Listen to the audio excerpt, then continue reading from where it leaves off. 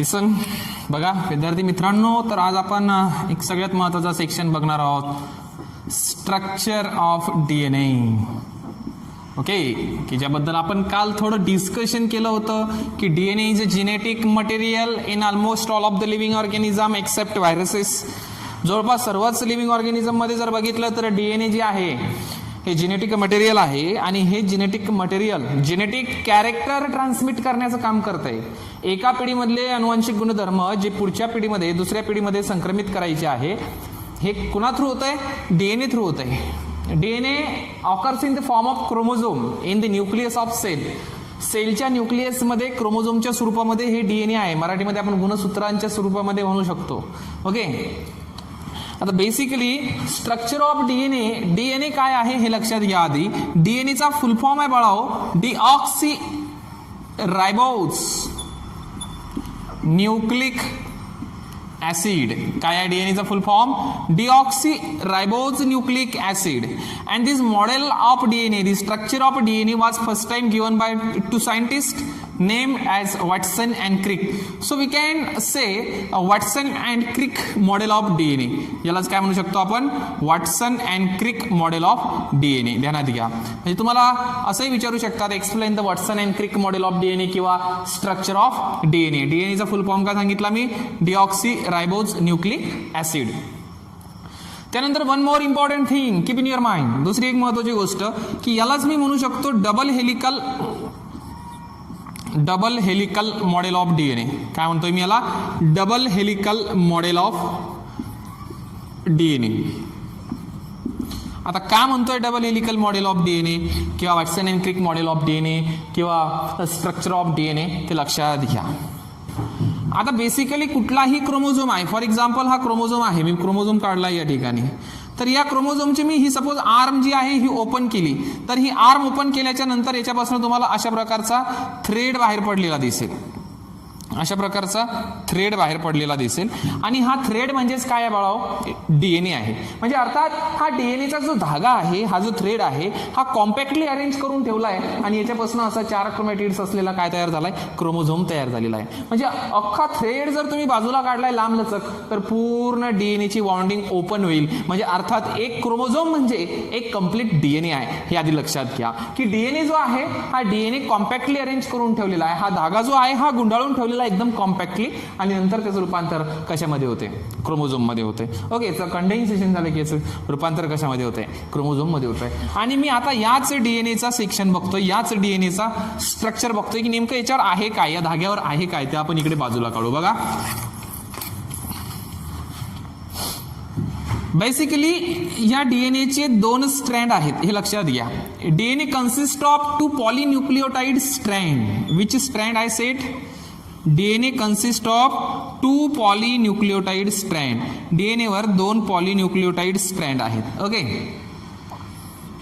अशा प्रकारचे 2 स्ट्रँड आहेत. स्ट्रँड नाही म्हणत आहे मी, मला फक्त 1 सेकंड काढून घेऊ द्या, मी सांगतो. बघा अशा प्रकारचे 2 पॉलीन्यूक्लियोटाइड स्ट्रँड्स आहेत. Strands, not stands. Okay, there are 2 polynucleotide strands. कोणते स्ट्रँड?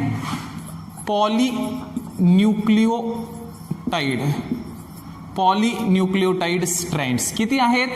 2 आहेत.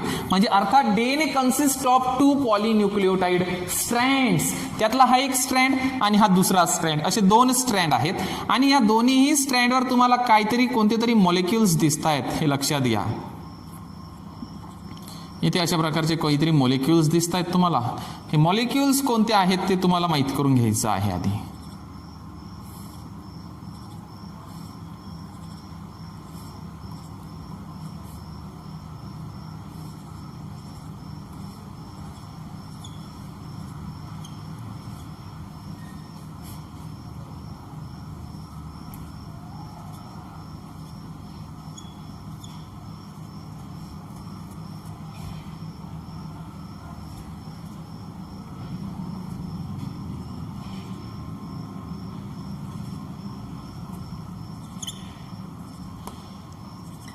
ओके, अशा प्रकारचे काहीतरी मॉलिक्युल्स दिसत आहेत, त्याच्यामध्ये अशा प्रकारची काहीतरी बॉन्डिंग दिसते आहे. अशा प्रकारचं हे स्ट्रक्चर आहे. कशाचं बाळाओ? डीएनएचं स्ट्रक्चर आहे कम्प्लीट. अशा प्रकारचे 2 स्ट्रँड आहेत. मग आता मी हे जे स्ट्रक्चर काढलेलं आहे हे असं नाही आहे, बरेच जण ते याला स्ट्रक्चरला असं काढतायत, हे चुकीचं आहे. ओके, अशा प्रकारचे दिसतच नाही आहेत ते स्ट्रक्चर. हे स्ट्रक्चर बघा की मला या ठिकाणी दोन्हीही स्ट्रँड काढत असताना हे दोन्हीही स्ट्रँड एकमेकांना कसे आहेत, पॅरलल आहे. दोन्ही स्ट्रँड एकमेकांना कसे आहेत, पॅरलल आहेत. अर्थात हे स्ट्रँड एकमेकांना कसे असले पाहिजेत, पॅरलल असले पाहिजेत. दोन्हीही स्ट्रँड एकमेकांना कसे असले पाहिजेत, पॅरलल असले पाहिजेत. ओके, अशा प्रकारचं हे स्ट्रक्चर आहे. And this structure looks like a twisted ladder. Okay, एखाद्या ट्विस्टेड लॅडर म्हणजे तुमच्या घराला जी शिडी असते किंवा स्टेप्स पायऱ्या असतात गोल फिरणाऱ्या, अशा प्रकारचं हे स्ट्रक्चर असतं. So it is called as the double helical structure. त्यालाच काय म्हणू शकतो आपण, double helical structure. It forms double helix. Okay, हा डबल हेलिक्स तयार करतो आहे, डबल बाउंडिंग स्ट्रक्चर तयार करतोय. So we can call it's double helical model of DNA. याला आपण डबल हेलिकल मॉडेल म्हणू शकतो. आता फॉर एक्झाम्पल मी यातला एक स्ट्रँड, कोणताही एक स्ट्रँड पकडला आणि बाजूला काढला, कुठला तरी एक स्ट्रँड बाजूला काढला, तर या स्ट्रँडवर काय दिसत आहेत बाळा तुम्हाला, नंबर ऑफ मॉलिक्युल्स. हे काहीतरी मॉलिक्युल्स दिसत आहेत.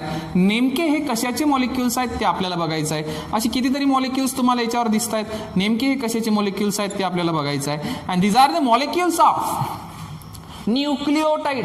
हा जो मॉलिक्यूल आहे हा मॉलिक्यूल कशाचा आहे बाळा, न्यूक्लिओटाइड.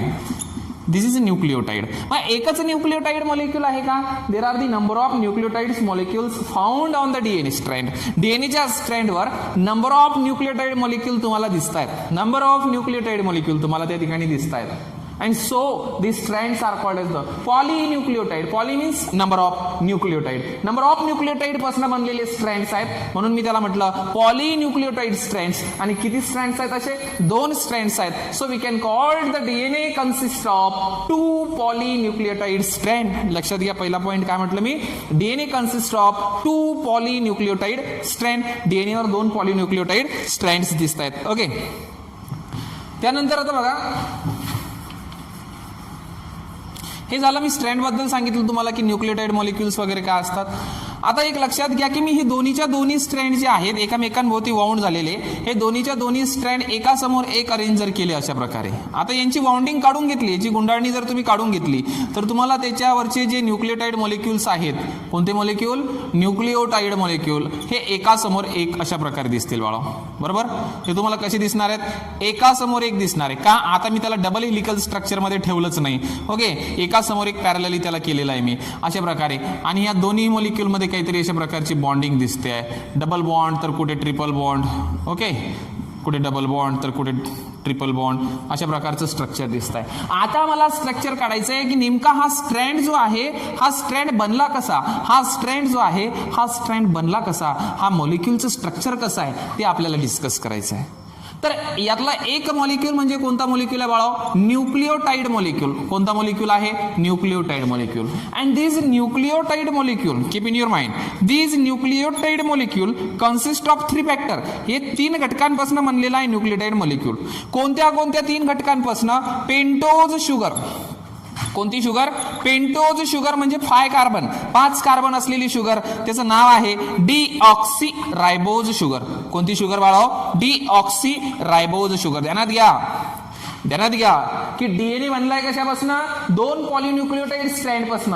फक्त हे दोन्ही स्ट्रँड काय आहेत, एकामेकांमध्ये गुंडाळलेले आहेत, जे मी आधी काढले होते त्या प्रकारे. आता मी ते एकामेकांसमोर उभे केलेले आहेत. तर याच्यावरचे मॉलिक्यूल तुम्हाला एकामेकांसमोर दिसत आहेत. हे मॉलिक्यूल म्हणजे कशाचा आहे, न्यूक्लिओटाइडचा. असे number of nucleotide molecule, number of nucleotide molecule.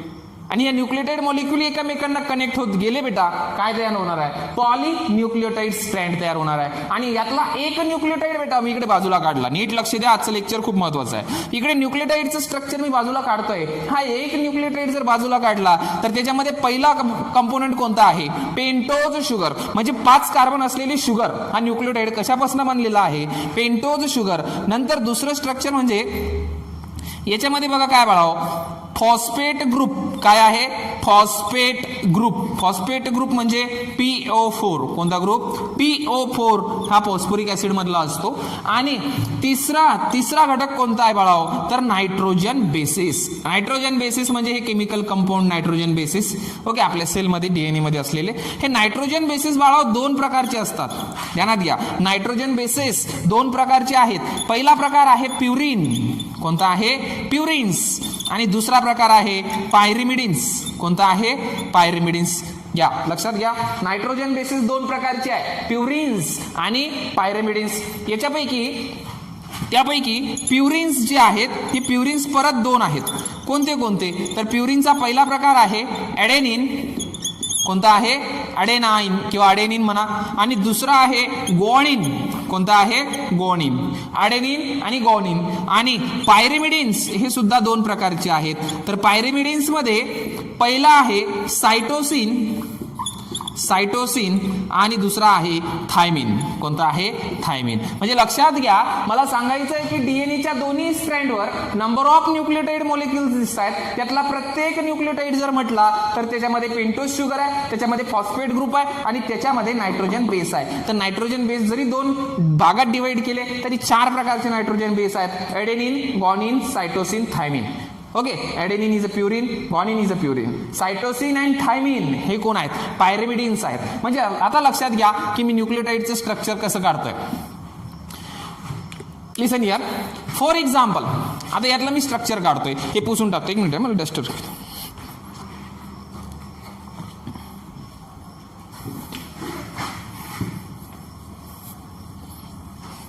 व्यवस्थित लक्ष द्या. आता काय करतोय बाळा मी, now I am going to draw the structure for nucleotide. तर न्यूक्लियोटाइड मध्ये बाळा पहिला घटक कोणता आहे? Pentose sugar. कोणता आहे?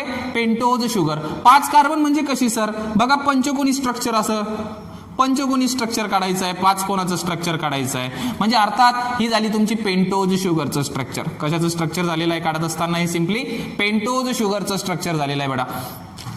लिसन हियर. समजा पेंटोज शुगर कुठे आहे? हे अशा प्रकारचं स्ट्रक्चर आहे, 5 कार्बनचं स्ट्रक्चर आहे.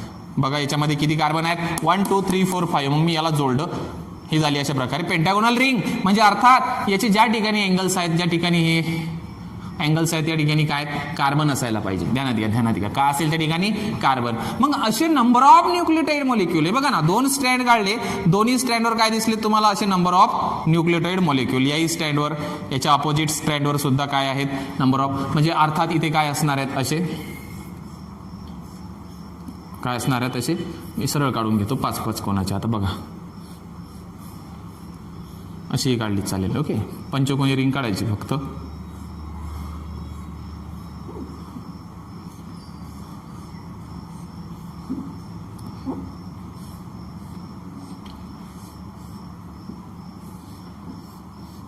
असे.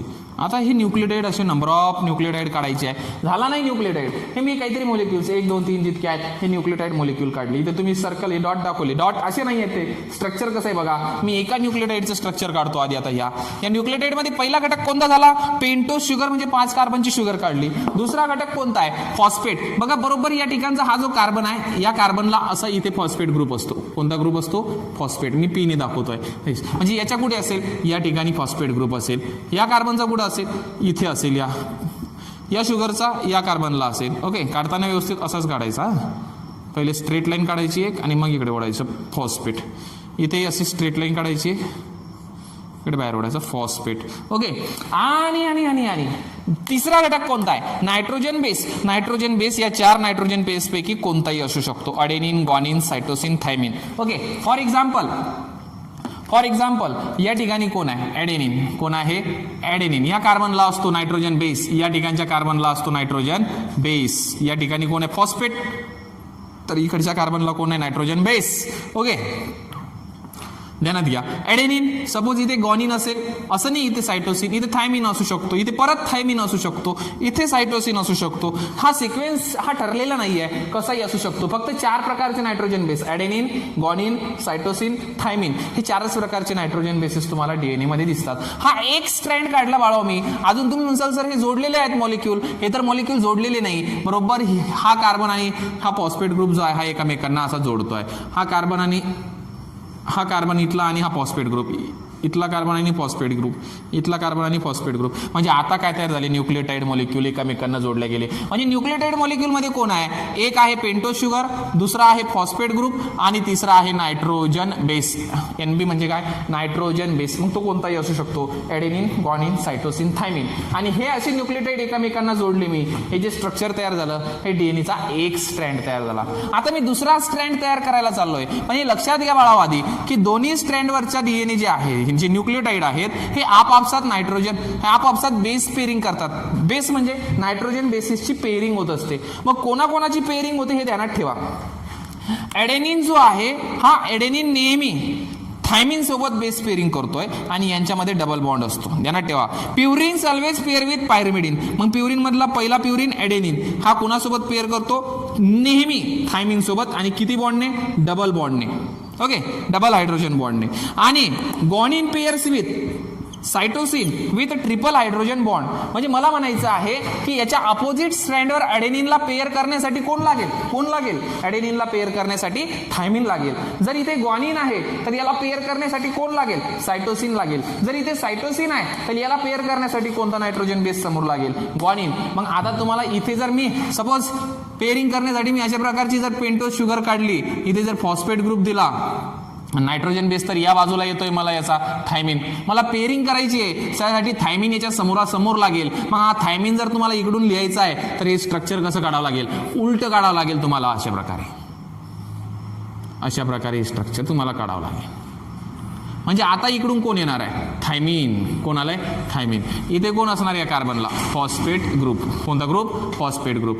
तसं सेम स्ट्रक्चर या ठिकाणी काढतोय मी, त्याच प्रकारचं सेम स्ट्रक्चर या ठिकाणी काढतोय मी. बघा, ओके. इथे कोण असणार, ग्वानिनला पेअर करण्यासाठी सायटोसिन. ओके, कोण असणार, सायटोसिन. त्यानंतर इथे कोण असणार, थायमिनला पेअर करण्यासाठी एडेनिन. कोण असणार आहे, एडेनिन. इथे फॉस्फेट ग्रुप. या थायमिनला पेअर करण्यासाठी इथे बघा, थायमिनला पेअर करण्यासाठी एडेनिन. कोण असणार आहे, एडेनिन. ओके. आणि हा शेवटचा जो काढला मी, सायटोसिनला पेअर करण्यासाठी कोण असणार आहे, ग्वानिन. मग आता पेअरिंग तुम्हाला माहिती आहे, एडेनिन थायमिन मध्ये डबल बॉन्ड, सायटोसिन ग्वानिन मध्ये triple bond, double bond, double bond, triple bond. Okay, अशा प्रकारचे हे दोन स्ट्रँड एकामेकांसोबत बांधले गेलेले आहेत.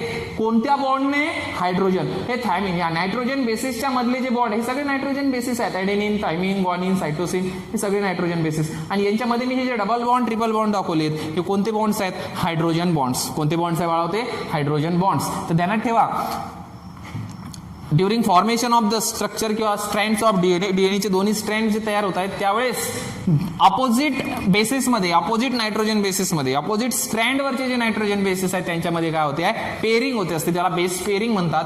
आणि in this base pairing adenine always pairs with thymine. Adenine कुणासोबत पेअर करत असतो, नेहमी थायमिन सोबत. तर guanine always pairs with cytosine. Guanine कोणासोबत पेअर करतोय, सायटोसिन. म्हणजे आता तुम्हाला एवढंच हे राहिलं जोडायचं. बघा, हे फॉस्फेट या कार्बन सोबत, हा फॉस्फेट या कार्बन सोबत, हा फॉस्फेट या कार्बन सोबत, हा फॉस्फेट या कार्बन सोबत. अशा प्रकारचे दोन्ही स्ट्रँड तयार झाले. आणि हे दोन स्ट्रँड म्हणजे हे समोरासमोरचे स्ट्रँड अशा प्रकारचे असतात ऍक्च्युअली ते. आणि हे एकामेकांभोवती ट्विस्ट झाले, वाउंड झाले की झालं त्याच्यापासून तयार double helical model of DNA. काय तयार झालेलं असेल त्याच्यापासून, double helical structure of DNA. तर लक्षात घ्या, तुम्हाला याच्यामध्ये लिहायचं काय आहे डबल हेलिकल स्ट्रक्चर मध्ये. In this section you have to write here. काय लिहायचं आहे, the structure of DNA was first time given by Watson and Crick. So this model is also called as a Watson and Crick model of DNA. याला आपण Watson and Crick model of DNA म्हणू शकतो. According to Watson and Crick model of DNA, DNA consists of two polynucleotide strand. हा nucleotide molecule, हा nucleotide molecule, हा nucleotide molecule, हा nucleotide, असे nucleotide पासून म्हणजे नंबर ऑफ न्यूक्लियोटाइड मॉलिक्यूल पासून बनलेले दोन स्ट्रँड आहेत. ओके, दोन स्ट्रँड आहेत. दोन्ही पॅरलल आहे, परंतु एक वर चाललाय, एक खाली येतोय, म्हणून याला मी अँटी पॅरलल स्ट्रँड म्हणतोय. कोणते स्ट्रँड म्हणतोय, अँटी पॅरलल स्ट्रँड. बघा आता, दोन पॉलिन्यूक्लियोटाइड स्ट्रँड्स आहेत. का आहेत, तर each strand consist of number of nucleotide molecule. प्रत्येक स्ट्रँडवर काय आहेत, नंबर ऑफ न्यूक्लियोटाइड मॉलिक्यूल्स आहेत. काय आहेत, number of nucleotide molecule. And each nucleotide consist of, प्रत्येक न्यूक्लियोटाइड मध्ये काय दिसतोय, एक रिंग 5 कार्बनची, त्यालाच काय म्हटलं मी, पेंटोज शुगर. काय म्हटलं त्या 5 कार्बनच्या रिंगला, पेंटोज शुगर किंवा डीऑक्सीरायबोज शुगर. कोणती शुगर, पेंटोज शुगर किंवा डीऑक्सीरायबोज शुगर. त्यानंतर सेकंड थिंग, हा दिसतोय इथे तुम्हाला फॉस्फेट ग्रुप. बघा प्रत्येक न्यूक्लियोटाइडला त्याचा स्वतःचा काय आहे, फॉस्फेट ग्रुप. कोणता ग्रुप, फॉस्फेट ग्रुप. त्यानंतर पी जरी लिहिला तो PO4 असतो. ओके. त्यानंतर नायट्रोजन बेस, तर नायट्रोजन बेस इकडच्या कार्बनला दिसतोय तुम्हाला बरोबर, जिकडनं पेअरिंग करायची आहे त्या ठिकाणी नायट्रोजन बेस दिसतोय. आणि nitrogen bases are of mainly 2 kinds किंवा 2 टाइप्स, 2 प्रकारचे आहेत, purines and pyrimidines. Purines are of 2 types, adenine, guanine. Adenine आणि गॉनिन हे कोण आहेत, प्युरिन्स आहेत. तर पायरिमिडिन्स कोणते कोणते आहेत, cytosine and thymine. And during strand formation, ज्यावेळेस हे दोन्ही स्ट्रँड फॉर्म होत आहेत एका समोर एक, अशा वेळेस purine always pairs with pyrimidine. बघा हा प्युरिन आहे तर हा पायरिमिडिन आहे, हा प्युरिन आहे तर हा पायरिमिडिन आहे. म्हणजे अर्थात एक ध्यानात घ्या की ज्यावेळेस या ठिकाणी ही पेअरिंग होते, अपोजिट स्ट्रँड, दोन्ही स्ट्रँड एकामेकांना जोडले जातात, पकडून ठेवले जातात मधात कुठल्या तरी बॉन्ड्सने. ते बॉन्ड्स कोणते आहेत, हायड्रोजन बॉन्ड्स. आणि ॲडेनिन थायमिनच्या मध्ये नेहमी कोणतं असते, डबल हायड्रोजन बॉन्ड. तर गॉनिन सायटोसिनच्या मध्ये बघा इथे आणि इथे कोणते बॉन्ड आहे, ट्रिपल हायड्रोजन बॉन्ड. कोणते बॉन्ड्स आहेत, triple hydrogen bonds. So this is a structure of DNA molecule. हे कशाचं स्ट्रक्चर आहे बाळा, डीएनए मॉलिक्यूलचं शॉर्ट स्ट्रक्चर. तुम्हाला जसं 9th मध्ये होतं त्या प्रकारचं स्ट्रक्चर आहे. ओके. डीएनए वरचा शॉर्ट सेगमेंट जो असतो, डीएनएचा एक तुकडा जो असतो, छोटा fragment, okay, that is called as the gene. ध्यानात ठेवा, फंक्शनल सेगमेंट ऑफ डीएनए जर म्हटलं मी, functional segment of DNA, then it is called as the genes. काय म्हणतात त्याला, जीन्स. असे कितीतरी सेगमेंट्स आहेत डीएनएवर, डीएनएचे कितीतरी तुकडे पाडू शकता तुम्ही, आणि that is called as the genes. त्यालाच काय म्हटलं जातं बेटा, जीन्स म्हटलं जातं. तर अशा प्रकारचे स्ट्रक्चर आहे. तुम्हाला लिहिण्याची गरज नाही आहे, पण तुम्ही 9th मध्ये जे लिहून दिलेलं आहे ते रीड करू शकता, किंवा आता मी नोट्स देईल त्या नोट्समध्ये तुम्हाला हे स्पष्ट व्यवस्थित लिहून दिलेलं आहे, त्यामधनं तुम्ही कव्हर करू शकता. ओके. तर आज आपण बघितलं डीएनएचं स्ट्रक्चर. परत थोडक्यात सांगून देतो मी तुम्हाला की डीएनए मध्ये 2 स्ट्रँड आहेत. या स्ट्रँडला काय म्हटलं मी, पॉलिन्यूक्लियोटाइड स्ट्रँड. कारण प्रत्येक मॉलिक्यूल कशाचा आहे, न्यूक्लियोटाइड मॉलिक्यूल आहे. अशी नंबर ऑफ न्यूक्लियोटाइड मॉलिक्यूल आहे म्हणून त्याला म्हटलं मी पॉलिन्यूक्लियोटाइड स्ट्रँड. असे 2 स्ट्रँड आहे म्हणून मी असं म्हणतोय DNA consist of 2 polynucleotide strands. DNA मध्ये 2 पॉलिन्यूक्लियोटाइड स्ट्रँड्स आहेत. Okay. each nucleotide molecule is composed of कशापासून, पेंटोज शुगर और also called as deoxyribose sugar. प्रत्येक न्यूक्लियोटाइड मध्ये काय आहे, पेंटोज शुगर किंवा डीऑक्सीरायबोज शुगर. दुसरा फॅक्टर कोणता आहे, फॉस्फेट ग्रुप. आणि तिसरा फॅक्टर कोणता आहे, नायट्रोजन बेस. कोणता आहे, नायट्रोजन बेसिस. किती प्रकारचे सांगितले, 2, प्युरिन्स आणि पायरिमिडिन्स. पैकी प्युरिन जे आहे महत्वाचे 2 प्रकारचे, ॲडेनिन आणि गॉनिन. तर पायरिमिडिन्स 2 प्रकारचे आहेत, सायटोसिन आणि थायमिन. असे 2 प्रकारचे कोण आहेत, पायरिमिडिन्स आहेत. ओके. तर अशा प्रकारचे स्ट्रक्चर आहे. इथे नेहमी बेस पेअरिंग, अपोजिट स्ट्रँडमध्ये काय होते, नायट्रोजन बेसिसची पेअरिंग होते, त्याला बेस पेअरिंग म्हणतात. नायट्रोजन बेसिसची पेअरिंग होत असताना ॲडेनिन कोणासोबत पेअर करतोय बाळा, थायमिन सोबत. कोणत्या बॉन्डने, डबल हायड्रोजन बॉन्डने. गॉनिन कोणासोबत पेअर करतोय बाळा, सायटोसिन सोबत. कोणत्या बॉन्डने, ट्रिपल हायड्रोजन बॉन्डने. इकडनं सायटोसिन असेल तर त्याला बाजूला कोण असेल, गॉनिन असेल. म्हणजे यांच्यामध्येच पेअरिंग होते, यांच्यामध्येच पेअरिंग होते. असं नाही होणार की गॉनिन कधी तुम्हाला थायमिन सोबत किंवा ॲडेनिन सोबत दिसला, असं होणार नाही. Adenine always pairs with thymine किंवा thymine always pairs with adenine with a double hydrogen bond. Guanine pairs with cytosine और cytosine pairs with guanine with triple hydrogen bond. आणि यांच्यामध्ये अशी बॉन्ड फॉर्मेशन होते. हे 2 स्ट्रँड एकामेकांभोवती ट्विस्ट झाले की काय तयार होणार आहे, double helical structure of DNA तयार होणार. Okay. So in this way Watson and Crick propose their model of DNA. लक्षात. तर आता उद्याला आपण RNAचे टाईप्स बघू आणि नंतर मग पुढच्या सेक्शनला सुरुवात करू. ओके. थँक्यू.